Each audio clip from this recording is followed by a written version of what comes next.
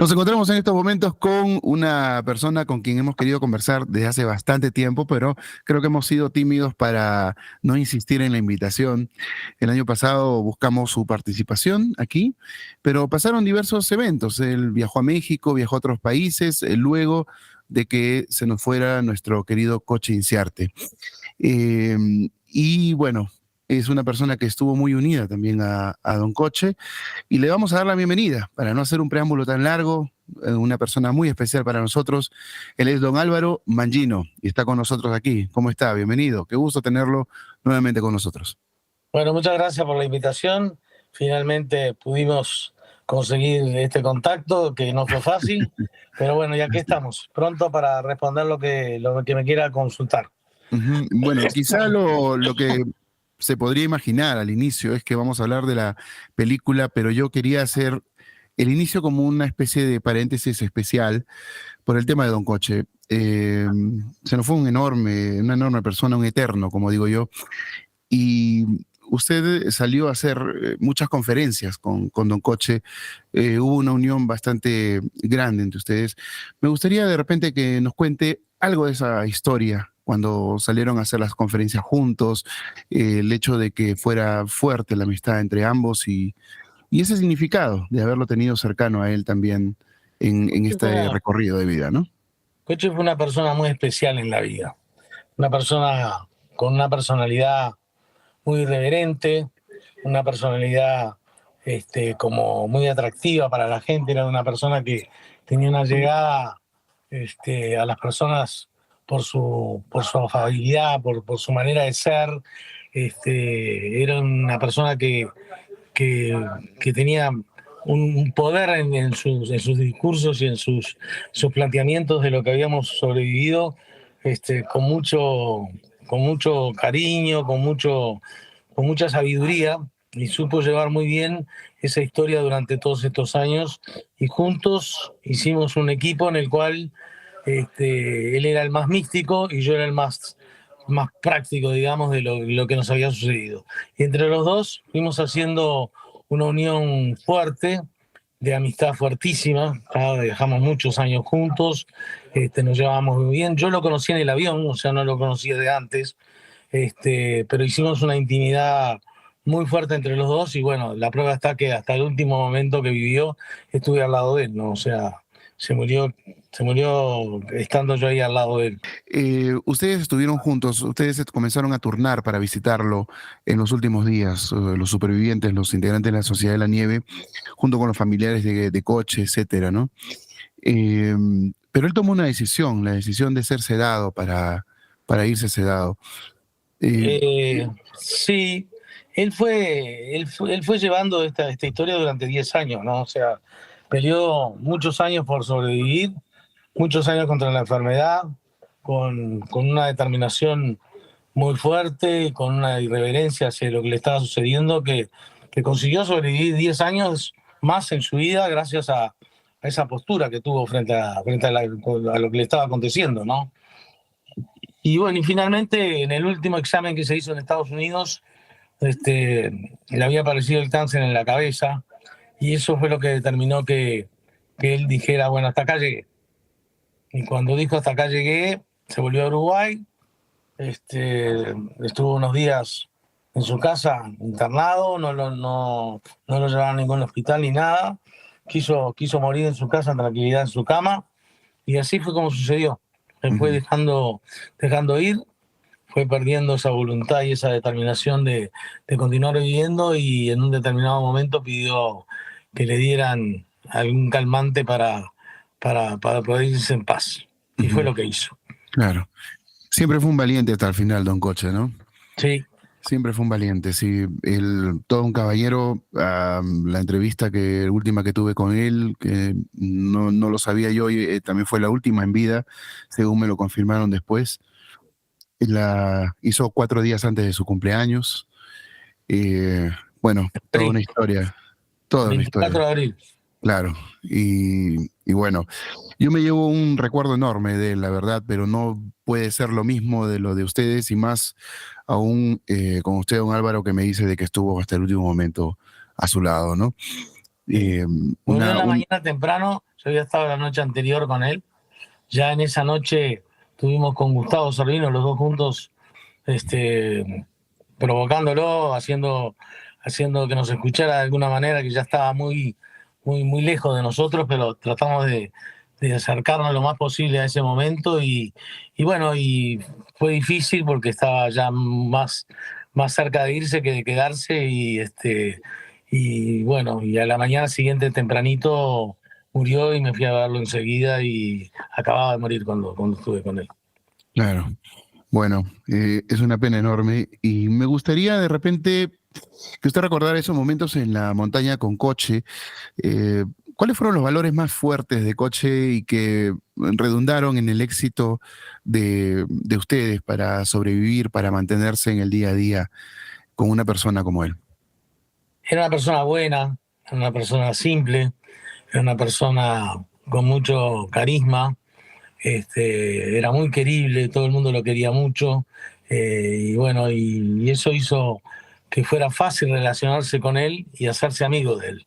En general, todo el grupo fue muy unido a Coche. Coche fue parte también de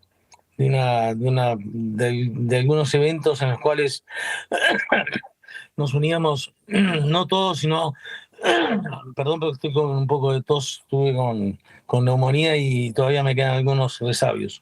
Uy, caray. Y participábamos de algunos asados que hacíamos en el año, un grupo de 9, más o menos 9, 10, que éramos siempre más o menos lo mismo, que vivíamos en Carrasco, y bueno, y eso nos fue llevando a que tuviéramos un relacionamiento un poquito mayor entre un grupo y otro, algunos porque viven en el exterior, otros porque viven en otros barrios y no se acercaban tanto a estas visitas, pero bueno, hacíamos frecuentemente en mi casa o en lo de Carlitos un asado y la pasábamos muy bien. Claro. Porque nosotros, la Sociedad de la Nieve es una sociedad muy especial, porque es una sociedad en la cual somos hermanos de la vida por lo que nos tocó vivir y por cómo vivimos esos 72 días, pero no nos vemos todos los días ni somos frecuentes amigos de íntimos de salir a comer o ir a la casa de uno a comer o otro, pero entonces teníamos esas escapadas que las hacíamos entre nosotros, en las cuales teníamos una cierta privacidad para hablar de lo que habíamos vivido de una manera diferente que frente a las personas que nos conocen, ¿no? O sea, teníamos una intimidad que difícil compartir con otras personas porque lo que habíamos vivido había sido muy fuerte y muy duro para todos nosotros, y la capacidad de poder absorber todas esas cosas y poder analizarlas entre nosotros solos y reírnos y buscar motivos para festejar lo que habíamos sobrevivido. Fueron momentos muy especiales y muy íntimos en los cuales solo participábamos nosotros y nadie más. Ujú. Usted mencionó alguna vez de que fue un error haber estado en el Hotel Carrera y no en el Sheraton, y que con los años se dio cuenta que le hizo falta haber pasado la Navidad con sus compañeros en lugar de regresarse a Montevideo tan pronto como fuera posible. Sí, pero esa realidad fue esa y me tocó no estar y bueno, siempre lamenté no haber estado y no haber vuelto con ellos, pero bueno, me tocó así y hay que aceptarlo como fue, no lo podemos cambiar. No, yo lo que quería era encontrar el tema de la resiliencia en ese sentido, ¿no? No creo que hoy en día ya se lamente, porque usted ya ha superado muchísimas cosas, aparte de lo de la cordillera, pero de allí viene el tema. Los humanos somos a veces muy complejos y muy complicados. Y haciendo un paralelo con la vida que ya le ha tocado vivir 50 años después o 51 años después con el tema de la cordillera y el entorno y las circunstancias en las que usted vivió previo al viaje, ¿qué encuentra usted allí como para poder ser la persona tan fuerte que es hoy día? Bueno, a ver, no sé si soy tan fuerte. Yo creo que no No podría sé, estar ni 2 días no, como yo usted estuvo en la cordillera. no me siento diferente a las personas comunes de la vida porque me considero una persona normal, que le han sucedido cosas como a todos nosotros, que he Ujú. vivido una vida feliz, con hijos, nietos, Y bueno, y no tengo mucho para reclamar ni para sentirme diferente a los demás. Lo que sí tuve tal vez fue una determinación de creer. Yo siempre digo que en la vida el poder está en la cabeza de cada uno. Y uno es el que decide cuál es el camino que elige para vivir y para continuar. Y yo creo Claro. que nosotros en ese ambiente que tuvimos, en esos 72 días, tuvimos una actitud muy fuerte, con una solidaridad muy fuerte entre todos nosotros, una amistad muy profunda, con muchos, con muchos hechos a superar. Tuvimos que romper muchos tabúes, como comer carne humana, y bueno, y buscar ciertos escapismos para poder luchar día a día por la vida como lo luchamos. Y Ujú. eso fue con una actitud muy fuerte, con una determinación muy fuerte de creer en que el proyecto que habíamos organizado después de la cancelación de las búsquedas iba a tener éxito. Y bueno, y siempre pensé que me iban a sacar de aquel lugar, yo no iba a salir, tenía mi pierna quebrada, no pude caminar durante 72 días. Y eso hace que yo confiara mucho en las personas que estaban decididas a ir en busca de esa ayuda, que finalmente la logramos. Ujú. Y eso es fundamental, creer que en la vida se puede y que depende de nosotros es muy importante. Claro, yo me reafirmo que usted es muy fuerte, ¿eh? Porque no solamente los días en la cordillera y en las condiciones en las que le tocó vivir, sino también el post-cordillera, ¿no? Haberlo pasado y verlo tan tranquilo, feliz, como usted lo ha dicho, pues obviamente es propio de una persona muy fuerte. No todos tienen esa fortaleza para poder tener la cordillera y post-cordillera de esa manera. Todos vivimos cosas diferentes, don Álvaro, pero lo de ustedes pues es absolutamente icónico en la historia de la humanidad. Eh, y qué bueno que ustedes se consideren personas normales como todos, porque hay otros que con un efímero éxito de algo ya creen que son superiores al resto del mundo. Y esa es una de las cosas más importantes que ustedes tienen. Suscríbete, like, comparte, comenta. En cabina. Suscríbete, like, comparte, comenta. En cabina. Suscríbete, like, comparte, comenta. En cabina. Suscríbete, like, comparte, comenta. En cabina con Lucho Quiroz. Yo recuerdo en la primera entrevista que sostuvimos, me dijo algo que yo lo dejé como un cabo suelto. Hay cosas que yo las dejo así precisamente para preguntarlas a posteriori o avanzar un poco con ese tema después. Y tiene que ver con Nando Parrado. Usted me mencionó, si no me equivoco, hasta 2 veces o 3 veces que Nando Parrado fue muy importante para usted ahí arriba y que le prestó bastante apoyo. Me gustaría de repente que ampliara un poco en este aspecto. Nando también es una persona especial, es una persona que a mí me cuidó mucho, me acompañó mucho durante todos esos días. Y bueno, y es una persona con la que sigo teniendo una unión muy fuerte por todo lo que vivimos ahí arriba. Y bueno, y tiene una particularidad que cuando quiere, cuando él no manda mensajes, sino que te llama por teléfono y te pregunta cómo estás y cómo estás pasando.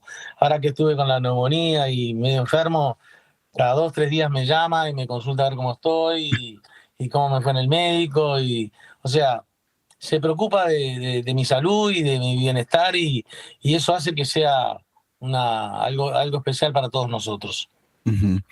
Claro, y arriba la contención, supongo que aún así sean 2 palabras, una palmada en el hombro era extremadamente fuerte eso, ¿no? A diferencia de lo que a veces necesitamos y tenemos aquí muchas veces, ¿no? El abrazo y el día a día allá se convertía en pequeños gestos de repente que eran muy grandes. Me refiero a que hay mucho desprendimiento.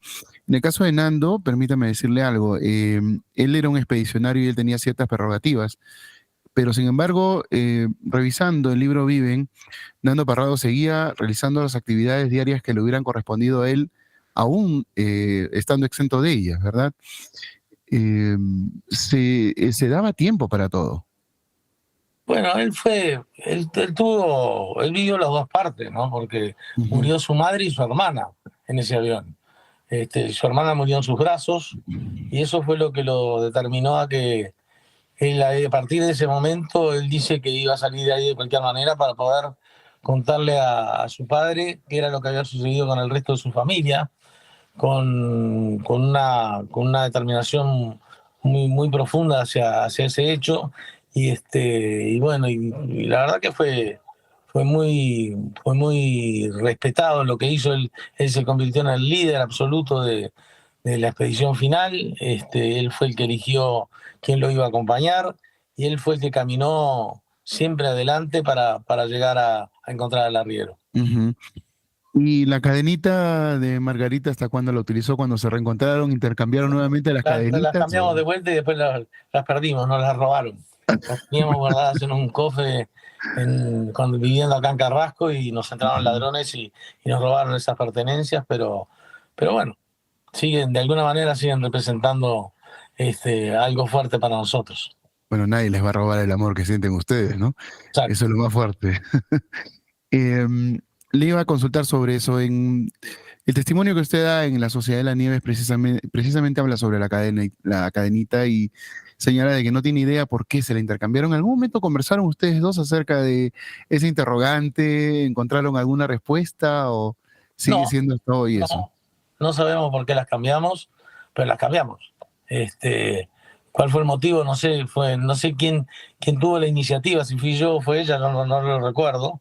Lo que sí recuerdo es que todos los días me agarraba de esa cadenita y le contaba a ella cómo estaba y trataba de decirle que estuviera tranquila, que yo estaba bien y que iba a ir a volver a verla, que era Ujú. la gran motivación que teníamos todos en nuestro interior, era poder volver a ver a nuestras familias y nuestros amigos y ser parte de la vida que habíamos tenido hasta ese momento del accidente. Claro, pero ahí hay algo extraordinario, ¿no? Por un lado, el rosario que le da Madelón Rodríguez a su hijo Carlitos Páez y este intercambio inusual de cadenitas en la cual usted se queda con un crucifijo, si no me equivoco, ¿no? Sí. Como un acercamiento espiritual necesario para las montañas. Hay que Son esas tener fe, cosas. Ujú. hay que tener fe, y la fe también se perdió en algunos momentos. Tuvimos un momento como la avalancha, fue un momento muy difícil de superar, no entendíamos por qué nos estaban golpeando repentinamente y pocos días después de haber sufrido el accidente, sufrir la avalancha fue algo muy duro porque perdimos 8 amigos que estaban en buenas condiciones. Tuvimos 3 días y 3 noches sin poder salir de aquel lugar, no, sin saber si íbamos a poder sobrevivir y sin saber si íbamos a poder continuar con ese emprendimiento que habíamos proyectado en el 10º día cuando se cancelaron las búsquedas. Y bueno, y finalmente conseguimos superar ese momento, conseguimos salir más fortalecidos que nunca, salimos con una determinación más grande que nunca para vencer lo que nos estaba sucediendo y nos propusimos a partir de ese momento en proyectar nuestro emprendimiento y nuestra salida con bastantes bases lógicas para poder triunfar. Y bueno, y fue lo que tratamos de buscar durante todo ese tiempo, que fue bastante, porque esto fue en el día 30 de octubre, o sea, 16 días después del accidente, y recién salimos el 12 de diciembre en búsqueda de la ayuda, ¿no? O sea, todo eso fue un proceso lento en el cual sucedieron varias cosas, encontramos la cola, encontramos algunas cosas que nos fueron facilitando ciertos impedimentos que teníamos, como poder fabricar un sobre de dormir, encontramos las valijas con bastante abrigo, con cigarros que no teníamos más, y bueno, fueron cosas que fueron sucediendo, que fuimos superando y bueno, y llegado el momento, cuando se muere Numa Turcati, es el disparo final para que Nando y Roberto salieran con Tintín en busca de esa ayuda que tanto habíamos añorado y tanto habíamos trabajado. Nando siempre quiso salir, es más, varios de sus compañeros me dicen él ya estaba afuera, o sea, desde el principio que él despertó y se dio cuenta de la situación, él quiso salir. Iba a ser imposible en esos momentos, obviamente. La avalancha misma lo confirma, en el sentido en que si hubieran escalado probablemente hubieran perecido en el intento. Pero la negativa permanente, luego de los eventos y ya comenzando una especie de cambio de clima en el lugar, porque se sentía, era de Roberto Canessa. el cambio fue de un día para otro después de lo de Numa. Eh, la interrogante en realidad pasa por qué hubiera ocurrido si Numa no se hubiera ido o no se hubiera ido en esa fecha. ¿Cree usted que todavía se hubiera salido en la última expedición días después o es que ya realmente era la fecha? Las hipótesis son hipótesis, las realidades son realidades, y la realidad fue esa, así que no la podemos cambiar. Ok, pragmatismo primero, ¿no? No, pero está bien, su respuesta es muy buena.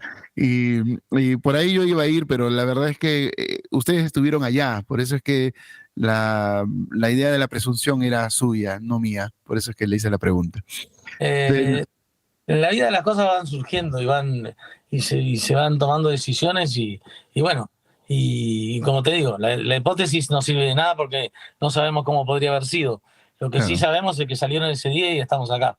Ujú. Esa es la realidad y lo que sucedió y no tengo nada que discutir sobre lo que se hizo porque lo que determinó la salida fue esa y bueno, y al día siguiente emprendieron el camino y lo encontraron. Ujú. ¿Usted se enteró del plan B estando allá en la montaña o después? El plan B era un plan que estaba planteado, pero nunca se habló con mucha determinación. En realidad, lo que tuvimos fue una angustia muy grande durante esos 10 días que nos habíamos dado de plazo para que aparecieran. Cada día que pasaba era un poquito más de incertidumbre que nos iba invadiendo nuestro cuerpo, un poquito más de miedo. El miedo es algo que te fortalece si no entras en pánico. Y bueno, y ese miedo fue el que nos fue protegiendo de alguna manera y dándonos la fuerza para seguir teniendo un pequeño aliento de esperanza de que aparecieran en esos 10 días y finalmente aparecieron. Finalmente Ujú, se cumplió lo previsto y el plan B no creo que hubiera podido tener mucho éxito porque estábamos todos muy debilitados. ujú. Incluyendo a Vicentín, Servino, que ya estaban un poco Sí, mejor, los sí, primos. sí, sí, sí. Creo que hubiese sido un golpe muy fuerte que no aparecieran y no sé, es otra hipótesis. No Sí, podemos, claro. no podemos imaginar cómo hubiera sido. Sí, y lo bueno es que no Hay pasó, que ¿no? hablar sobre las realidades y la realidad fue esa y sucedió de esa manera y escuchamos las noticias en la radio el 10.º día, temprano en la mañana con la noticia que habían aparecido y bueno, y eso fue uno de los momentos de mayor alegría de nuestros días en esa incertidumbre que tuvimos durante tantos días y eso fue lo que nos invadió con una alegría enorme. Nos abrazamos, festejamos, y empezamos a esperar los helicópteros que demoraron en llegar, pero que llegaron finalmente y nos sacaron. Claro. Y es ahí en donde usted me dijo que solo caminó un poquito el helicóptero la vez pasada, me dijo Sí, eso, por ¿no? suerte paró muy cerquita mío y conseguí subirme primero que nadie, pero creo que fue el primer día que caminé. Sí. Pero eso fue un golpe de adrenalina, supongo. Supongo que sí, supongo que sí. Ya había intentado caminar un día y me había caído y Nando me había rezongado porque me dijo, no podés caminar, no tenés músculo para caminar, así que quédate quietito, seguí arrastrándote y no intentes más porque te vas a golpear de vuelta y te vas a lastimar. Ujú, Y años después me enteré que ese día cuando me caí, me fisuré el tobillo de la otra pierna, pero nunca me di cuenta, nunca me di cuenta hasta muchos años después que realmente me lo fisuré. Y el médico me dijo, pero esto ya te lo quebraste. Y yo decía, no, esto no me lo quebré nunca tuve enyesado, nada. Sí, sí, te lo quebraste. Y bueno, y ahí me acordé de ese episodio y dije, bueno, debe haber sido ahí cuando me golpeé con el tobillo en el hielo y bueno, y fue un golpe fuerte y se ujú. ve que ahí se fisuró y quedó esa fisura soldándose durante esos días. Claro. Y bueno, supongo que habrá sido porque ya estaba anestesiado por el frío, ¿no? Sí, es que uno va superando los límites, van mucho más allá de lo que uno piensa, la resistencia del ser humano a vivir es enorme, defender la vida es algo que todo el mundo lo hace naturalmente y lo defiende con todo lo que uno tiene. Y bueno, fue así. Eso fue Ujú. lo que nos tocó vivir y fue así que lo vivimos. Quiero regresar al tema de las hamacas, que no lo hemos tratado, pero tiene que ver con la avalancha. Al inicio se hicieron algunas hamacas, ¿no? Canesa, no recuerdo con quién, comenzaron a armar las hamacas, fueron varios de ustedes subieron, se morían de frío arriba y bajaron. Eh, Sin embargo, usted de vez en cuando dormía en las hamacas y No, yo la dormí avalancha muy lo poco en tomaba. las hamacas, ¿eh? En realidad dormía abajo generalmente, pero en Ujú. algún momento que estuvimos un poco apretados de lugar físico, algunos de los que estábamos, Pancho Delgado y yo, que estábamos con las piernas quebradas, nos tocó subir ahí con dos de los heridos más graves que teníamos, que era Echavarren y Platero, que Nogueira. estaban mucho más. Y eso fue lo que hizo que me tocara dormir ese día de la avalancha en la hamaca, y eso fue la razón por la cual no fui tapado por la nieve y no quedé sumergido abajo de toneladas de nieve donde me podría haber muerto. Tuve la Claro. ventaja de que me apretaron las valijas y todo lo que me cerraba el agujero del avión, pero bueno, fue eso lo que sucedió, y bueno, y finalmente 3 días después y 3 noches después conseguimos salir de ese enredo que nos había generado esa avalancha, que hasta el día de hoy no la entiendo por qué y para qué. Ujú. Bueno, hay cosas que uno no tiene, a veces ya ni por qué preguntarse tanto. Como usted ha dicho, la realidad es lo que fue. Y sí, y queda la pregunta. Yo creo que a todos nos va a quedar, ¿no? ¿Por qué pasó por ahí precisamente la avalancha? Eh, Aunque tiempo después se descubrió que era un canal de avalanchas justo el surco por donde fue el avión, ¿no? De todas maneras, eh, hubiéramos pedido que no pasara eso. 8 personas se fueron allí, lamentablemente, ¿no? Sí, Esa noche, entre comillas, porque creo que ustedes ingresaban al avión 4, 4:30 de la tarde, normalmente, ¿verdad? correcto. Ujú.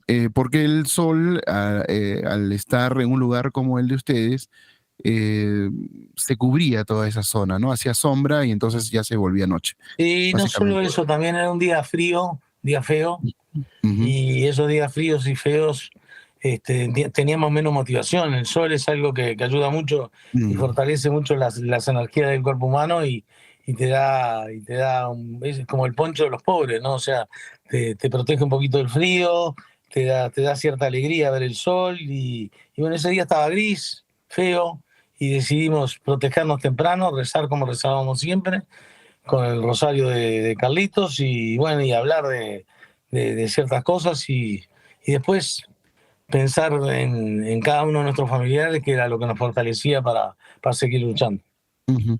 Entonces ustedes tenían, a ver, por lo usual, un sueño que comenzaba a qué hora, 6 de la tarde, lo que estaban Y se dormía poco, recostando. ¿eh? Se Ujú. dormía poco y mal, pero se descansaba igual de alguna manera, ¿no? Tampoco hacíamos tantas cosas para cansarnos tanto, porque no teníamos muchas actividades para cubrir durante los días que estábamos ahí arriba, ¿no? O sea, se Ujú. hicieron algunas expediciones, sí, se hacía agua, se distribuía la comida que era poca, y bueno, y eso eran las actividades que teníamos, y el resto era hablar y conversar y entre nosotros, y bueno, y tratar de pasar los días lo más rápido posible. Ujú. Bueno, voy a aprovechar la avalancha para entrar a la película, pero antes de entrar a la película, don Álvaro, estuvieron esa vez el Vasco Chavarren, usted y Arturo Nogueira en las hamacas. ¿Usted estuvo al medio de los dos? ¿O es que hubo 3 hamacas allí o estuvo No, con alguno de los dos? eran dos hamacas, y en las Ujú. dos hamacas nos apretábamos los tres. Ok, digamos que estaban juntas las 2 hamacas. Exactamente. Ya, Y, porque nos... y teníamos el calor humano que nos dábamos los unos a los otros, que también nos ayudaba un poco a soportar el frío, ¿no? Ujú. Comprendo. Lo que ocurre es que muchas personas, por eso que quise entrar un poco por este lado, gracias a la película Viven, creen que hubo una hamaca a cada lado del No, fuselaje, dejando el eran pasillo al medio. las dos del mismo lado, una al lado de la otra. Ujú. Correcto. Entonces queda claro ese tema. Quería dejarlo en claro para quienes vean la entrevista, porque esas precisiones pues ayudan mucho a quienes son seguidores y apasionados admiradores de ustedes también, ¿no? Bueno, la avalancha llega. Roy Harley es el primero en salir, pero ustedes también quedan con cosas encima, con nieve encima. La movilidad de ustedes fuera del tema Era de cero, físico, de cero, salud, cero. claro. No podíamos movernos. Ujú. Primero que ellos estaban mucho más heridos que yo. Ellos sí no se movían ni se trasladaban. Yo me arrastraba todos los días para salir del avión. y tenía cierta movilidad. Ellos no.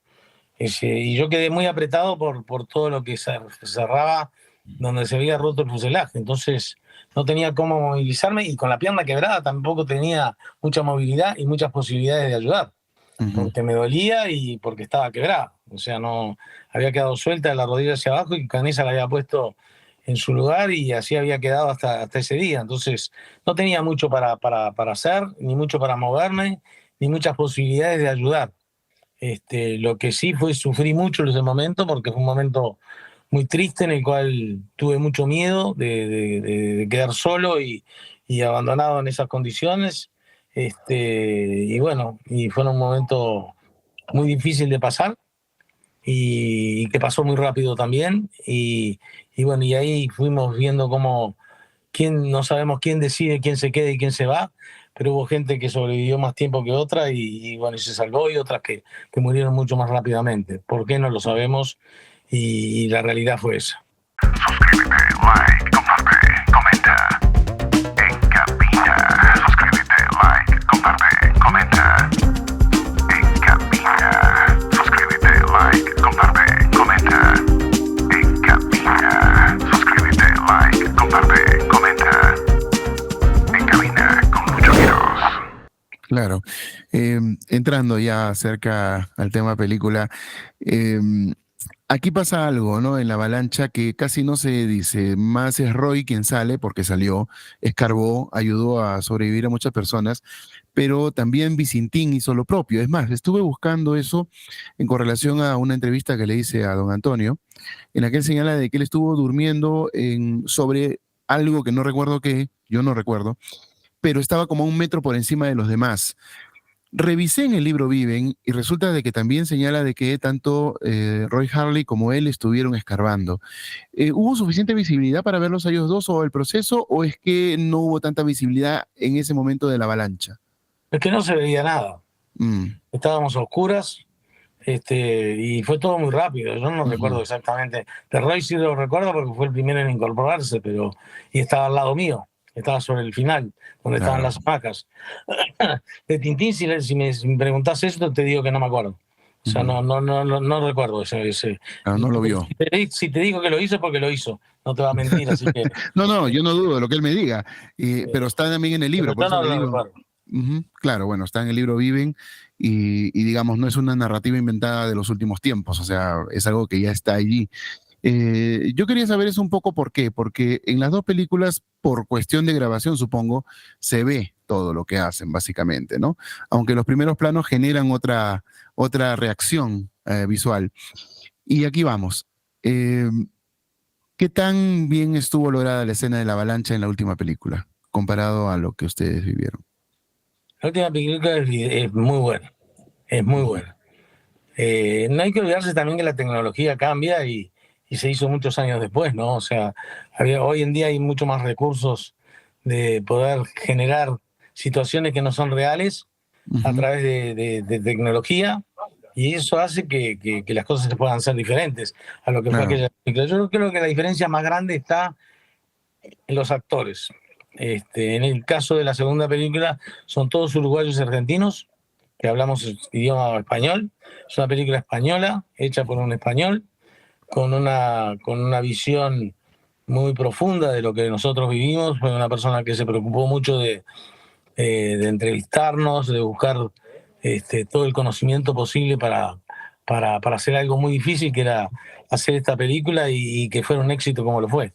Yo creo que él consiguió algo que fue años después. La otra película, la muy americana, no se identificaba tanto con nuestra realidad, y creo que esta sí es algo que nos representa en un 100% a lo que somos los uruguayos y cómo sobrevivimos a esa situación.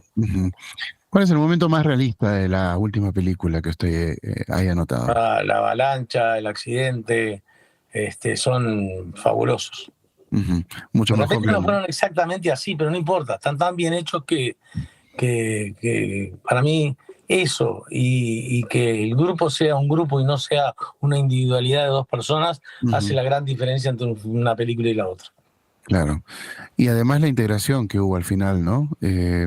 se habló de Bayona conversando con familiares de los que no volvieron, eh, quienes no habían hablado antes y no habían tenido una apertura así como la que tuvieron hoy en día, ¿no? Yo te voy a contar algo. Mi cuñado Juan Manuel es como un hermano para mí, toda la vida lo fue. Y yo con él no hablé nunca del accidente. Nunca. Durante 51 años no hablamos. Después que vio la película, nos llamaron de la empresa que hacía las filmaciones aquí en Uruguay, Ujú. y nos juntamos los dos y por primera vez hablamos de lo que había sucedido en esos 72 días. Y creo que eso fue un quiebre en todo sentido, no solo con él, sino con todas las partes involucradas, con la familia de los muertos, que siempre hubo una cierta distancia, a pesar de que nosotros no tuvimos ninguna intención de que fuera así, pero sí hubo madres que sufrieron mucho. Es una historia que fue muy exigente para esas madres, porque no se acababa nunca, siempre había cosas nuevas, películas, libros, Ujú. infinidad de cosas que lo que les hacían era recordar la pérdida de sus hijos. Entonces hay que entender y hay que tratar de comprender que esas personas estaban sufriendo por lo que estaban viviendo, tal vez por causa nuestra, por haber sobrevivido. Pero nosotros no hicimos nada para ser mejores que los que se quedaron. Nos Ujú. tocó lo que nos tocó. Y bueno, esa cierta la rispidez que había en algunos determinados momentos con algunos familiares, hoy en día no existe más. Hoy en Ujú. día la película generó un ambiente totalmente distinto. Todas las personas que estaban reacias a acercarse a la historia se acercaron y la entendieron. Nunca se imaginaron todo lo que habíamos sufrido y cómo lo habíamos vivido. Y eso generó que hoy en día tengamos una fluidez y un cariño muy especial por todas esas familias que sufrieron durante muchos años. Y bueno, y lamentablemente, si fuimos culpables de ese sufrimiento, lo hicimos sin querer y sin querer lastimar a nadie. Clarísimo eso. Lo que pasa es que a veces el dolor se maneja de distintas formas, ¿no? Y hay que estar a veces en los zapatos de las otras personas para poder comprenderlo. Así uno haya vivido eventos similares, el de ustedes ha sido singular, así es que es evidente que tuvo que haber pasado esto para que la emocionalidad cambie. Y qué bueno, y creo que la clave tuvo que ser la decisión de que sea Numa el hilo conductor de la película, ¿no? Sin duda. Ujú. Usted estuvo en una posición similar a la de Numa, amigos de amigos para hacer el viaje. Sí, Y, sí, Numa y tampoco no lo conocía a nadie. bueno, Era amigo de Pancho de Gastón. y de Gastón. Y por ahí fue el camino que lo llevó a subirse a ese avión. Claro, Coche era íntimo amigo de Gastón también, ¿no? Era su mejor exactamente, amigo. Y lo perdió en la avalancha, lo perdió en el accidente. en el accidente mismo. Y eso lo hizo sufrir mucho a Coche también, ¿no? Eran muy amigos. Le dedicó el libro, ¿no? Le dedicó su Sí, libro. sí, sí. Ujú. Y si no me equivoco, por lo que me comentaron, eh, su deseo antes de irse también era volverlo a ver, ¿no? ¿Cómo? Según me contaron, uno de sus últimos deseos fue volverlo a ver al momento de irse, ¿no? Sí, sí. A él y a los amigos que perdió ahí arriba, ¿no? Fueron parte de las últimas palabras antes de ser sedado. Es, bueno, a mí me comentaron eso, entonces lo comparto con usted que estuvo ahí. El tema de Numa es que también creo que jugó fútbol con Coche en Sí, sí, el... jugaban en un club que existe hasta el día de hoy, que hoy se llama Numa Turcati. Ujú, claro, le cambiaron de nombre, ¿no? Sí, exactamente. Producto después de... Eh, le iba a consultar algo, voy a hacer un paréntesis con el hilo que estamos hablando. ¿Y recuerda con quién estuvo sentado en el avión antes del impacto? Al lado de Gustavo. ¿De Gustavo Servino o de Sí, sí, Nicolás? Gustavo Sabino. De Gustavo Servino. Sí, Ah, señor. ya, correcto. Hubo bastante afinidad con él, creo yo, en Mendoza, porque hay una mítica foto de ustedes y a usted se lo ve sonriendo en la fotografía, brazos cruzados, con un grupo amplio de personas, ¿no? De Sí, compañeros. Estaban Guido Magri, Cochinciarte, Platero, sí, sí, eh, Martínez Lamas. Y esa sí. foto muestra una imagen de alguien detrás, no sé si suyo o de otra persona, pero que no sale en la fotografía. ¿Recuerda quién era la persona que estuvo allí? ¿Era Gastón de repente por estar No, con coche? O no, tendría que fijarme. Hace mucho que no la veo. que quede, Tendría que compro- fijarme. La que verdad que quede no, como, no recuerdo. que quede como un compromiso de repente, así como esas singularidades para más adelante con usted, don Álvaro. Cuando ya usted lanzó el vino Numa, ¿tenía idea de la película, de cómo iba a ser, o fue un No, gesto, un homenaje paralelo? Numa lo hice en homenaje a los que no volvieron. Ujú. Un homenaje a los que no volvieron y la manera de representarlo fue con la última persona que había muerto y que fue la que determinó que se saliera en busca de esa ayuda y hubiéramos llegado a lograr lo que tanto habíamos esperanzado. Es bien interesante el tema Numa, don Álvaro, ¿sabe por qué? Porque es precisamente lo que usted dice. El fallecimiento de Numa genera de que salga la expedición de inmediato, al día siguiente. Numa, como hilo conductor de la película, genera la unión, la integración, la paz espiritual, emocional entre las familias. Qué brillante, ¿no? Sí, ¿No? una gran idea de Bayona esa. Ujú. ¿Qué más comparte usted de la película? ¿Qué más le ha impactado? ¿Qué más le ha La hemos visto agradado? todo varias veces, ¿no? Yo ya la vi Ujú, cuatro veces distintas. La primera vez solo una parte de los sobrevivientes, la segunda vez también solo los sobrevivientes porque habían dos que no habían estado en la primera presentación, después con las familias de los muertos y por última vez fui con un grupo de gente de un grupo solidario que tenemos dentro del club que se llama Los Tréboles, en el cual contenemos chicos de familias muy humildes y les damos ujú. la posibilidad de que crezcan como personas y que les damos de alguna manera el conocimiento para poder trabajar y que puedan desarrollarse en la vida de una forma diferente a la que han vivido hasta ahora, en situaciones muy precarias y con muchas dificultades. Y bueno, y ese grupo tiene una fortaleza enorme y bueno, y todos los años hacemos un evento en el cual se recogen fondos para poder continuar con esas ayudas. Y una de las cosas que hacemos es vender mis vinos firmados por los sobrevivientes y se Ujú. rematan y se pagan carísimos. Este, lo bueno es eso, que se junta plata para ayudar a esos chicos después en el futuro. Claro. Siempre digo que es muy importante en la vida entender que es mucho más importante dar que recibir. Ujú. Bueno, es importante cuando uno aprende, ¿no?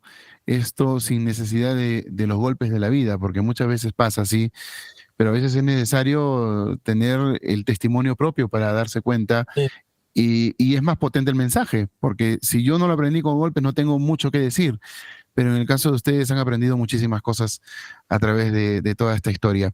Vamos finalizando, don Álvaro, no quiero quitarle mucho tiempo, además está convaleciente.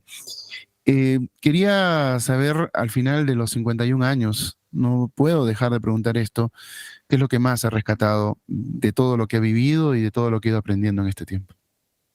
haber aprendido en la vida a valorar la vida de una manera diferente, haber aprendido a saber que en la vida hay que luchar y hay que tener actitud para llegar a donde uno quiere llegar y bueno, y entender lo que te dije. Y siempre es poco lo que damos. Ujú. Por más que participemos y ayudemos, siempre se puede dar un poco más y se puede ayudar un poco más. Y es muy importante tener eso en claro para poder tener una mejor vida y una felicidad mayor. Ha sido una forma diferente de entender la vida entonces, don Álvaro, ¿no? Bueno, perfecto. Le agradezco bastante lo que usted viene diciendo. Lamentablemente se ha congelado la imagen. Hubiera sido lindo despedirnos de otra forma. Álvaro Mañino, con nosotros, aquí en nuestro espacio.